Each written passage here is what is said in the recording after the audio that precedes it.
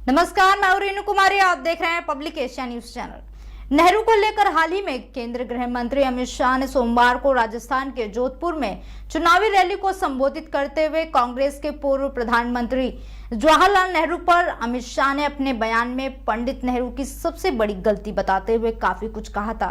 अभी इस पर विदेश मंत्री एस जयशंकर ने भी बयान दिया है।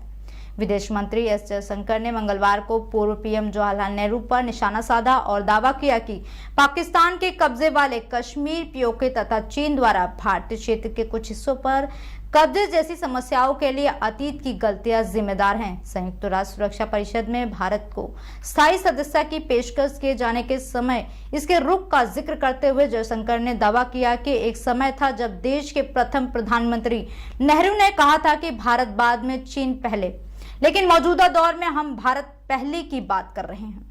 जयशंकर ने कहा कि इतना ही नहीं, जब संयुक्त राष्ट्र सुरक्षा परिषद की स्थायी सदस्यता के विषय पर बहस हुई और हमें इसकी पेशकश की जा रही थी, तब नेहरू का रुख यह था कि हम इसके हकदार हैं, लेकिन पहले चीन को यह मिलना चाहिए। उन्होंने कहा कि हम अभी भारत प्रथम की नीति पर चल रहे हैं, लेकिन एक समय था जब नेहरू कहते थे कि भारत बाद में, चीन पहले। जयशंकर ने कहा कि पटेल कश्मीर मुद्दे को संयुक्त राष्ट्र में ले जाने के पक्ष में नहीं थे, क्योंकि वह वहां के एक न्यायाधीश की सोच को जानते थे।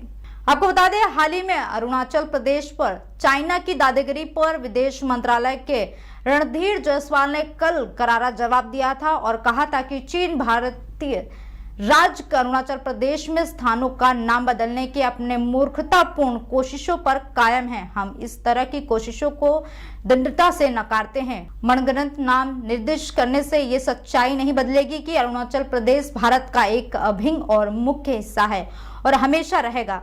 बता दें कि काच्छुत्तिवु द्वीप पर अधिकार के विवाद को लेकर बीते कुछ दिनों से श्रीलंका और भारत में बयानबाजी देखने को मिली है। दोनों ओर से इस पर अलग अलग तर्क दिए गए हैं।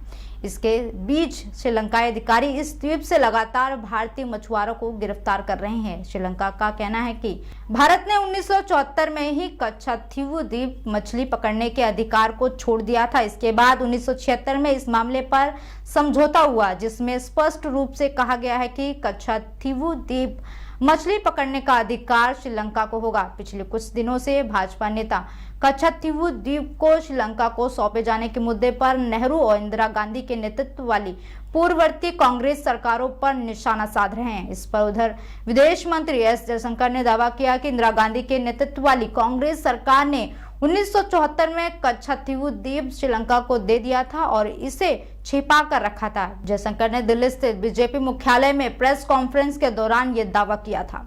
हालांकि जब उनसे पूछा गया कि क्या सरकार इस द्वीप को दोबारा हासिल करने की योजना बना रही है, तो उन्होंने जवाब को यह कहते हुए टाल दिया कि यह मामला न्यायाधीश का है।